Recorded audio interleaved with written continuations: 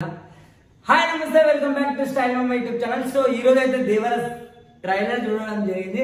2 నిమిషాల 40 సెకండ్లు అయితే వదిలిండు.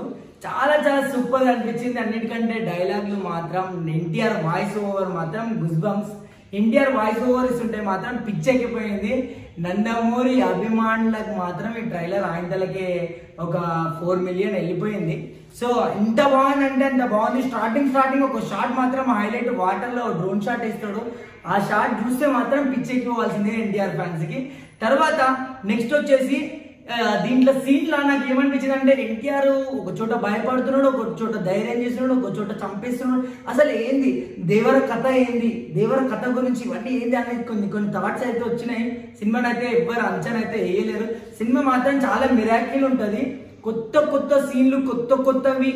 అది కాక కొరిటాల శివ అంటేనే ఆయన డైరెక్షన్ ఒక రేంజ్ ఉంటుంది. సో కొరిటాల శివ తో ఎన్టీఆర్ కలిసి రావడం మాత్రం ఆ ఫైట్లు కానీ, ఆ సీన్లు కానీ, ఆ వాటర్లో మాత్రం ఆ సీన్లు మాత్రం మర్చిపోలేము. ఖచ్చితంగా చాలా చాలా సూపర్ అంటే సూపర్ ఉంది. నాకైతే మస్తు అంటే మస్తు నచ్చింది. అన్నిటికంటే ఒక డైలాగ్ మాత్రం హైలైట్ అనిపించింది. మనిషి బ్రతకడానికి ధైర్యం చేయాలి కానీ ఎదుటివాడిని చంపడానికి ధైర్యం చేయొద్దు. అలాంటి ధైర్యం చేస్తే ఆ ధైర్యాన్ని చంపే భయాన్ని నేనైతే అని ఎన్టీఆర్ డైలాగ్ కొడతాడు. ఈ డైలాగ్ మాత్రం కిరాక్ అంటే కిరాక్ అనిపించింది. సినిమాలో ఏమో కానీ ఈ ట్రైలర్లోనే ఇంత మంచి హైలైట్ డైలాగ్ వేయడం మాత్రం చాలా చాలా సూపర్ అనిపించింది. ఇంకొకటి సినిమాలో కొన్ని జానీ కపూర్ తో మాత్రం కొన్ని సీన్స్ నాకు ఎట్లా అనిపించిన అంటే రంగస్థలంలో సమంతలా కొన్ని ఆ విధంగా అనిపించినాయి. అంటే ఆ డ్రెస్సింగ్ స్టైల్ కానీ ఎన్టీఆర్ ది మాత్రం చాలా చాలా ఈ సినిమా దీంట్లో మాత్రం చాలా లావు అనిపిస్తున్నాడు. ఎన్టీఆర్ కొంచెం లావు అయినట్లున్నాడు.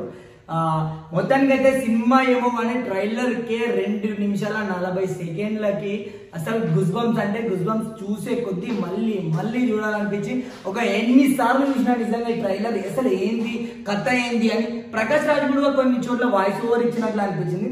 ప్రకాష్ రాజ్, శ్రీకాంత్, గెటప్ సీను, ఇంతమంది ఆర్టిస్టులు గెటప్ సీన్ మాత్రం హైలైట్. అసలు ఒక చిన్న కామెడియన్ నుంచి ఒక జబర్దస్త్ సీన్ లో నుంచి ఈరోజు ఎన్టీఆర్ పక్కన చేసేదంత గెటప్ సీన్ నిజంగా అంటే నీకు దండం బ్రో.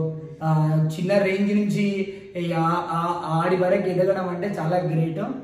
ఇంకా ఎన్టీఆర్ గురించి వచ్చేసి అయితే దీంట్లో మాత్రం కొత్త లుక్, కొత్త స్టైల్, మొత్తం వెరైటీ, మొత్తం వేరే విధంగా కనిపిస్తున్నాడు.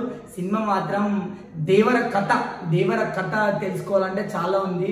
ఇంకొక డైలాగ్ కూడా మస్తు అనిపించింది నాకు. ఏంటి అంటే ఆ డైలాగు, దేవరని చంపాలంటే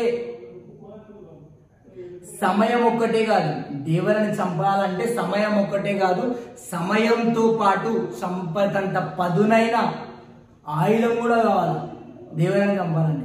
సో ఈ డైలాగ్లు మాత్రం చాలా చాలా మిరాకిల్ అనిపించినాయి నిజంగా. కొన్ని సీన్స్, ఆ పబ్లిక్ క్రౌడ్ లో కొన్ని సీన్లు మాత్రం నాకు చాలా చాలా అద్భుతంగా అనిపించింది. కొరిటాల శివ మాత్రం ఇదైతే ఖచ్చితంగా దేవర కథ, అది అసలు ఎవరి కథ, అసలు ఏంది కథ అనేది అయితే చాలా చాలా మిరాకిల్ అంటే మిరాకిల్. ఈ కథ మాత్రం వచ్చేస్తుంది తొందరలో. ఖచ్చితంగా ఎన్టీఆర్ ఫ్యాన్స్ మాత్రం లైక్ చేసి షేర్ చేయండి. ఎందుకంటే ఎన్టీఆర్ అన్న గురించి నేను ఫస్ట్ టైం మాట్లాడడం చాలా చాలా మంచిగా అనిపించింది. ప్రతి ఒక్కరు ఎన్టీఆర్ ఫ్యాన్స్ ఉంటే ఎన్టీఆర్ ఫ్యాన్స్ కి షేర్ చేయండి. మన స్టైల్ మా ఛానల్ సబ్స్క్రైబ్ చేసుకోండి. Thank you guys, thank you.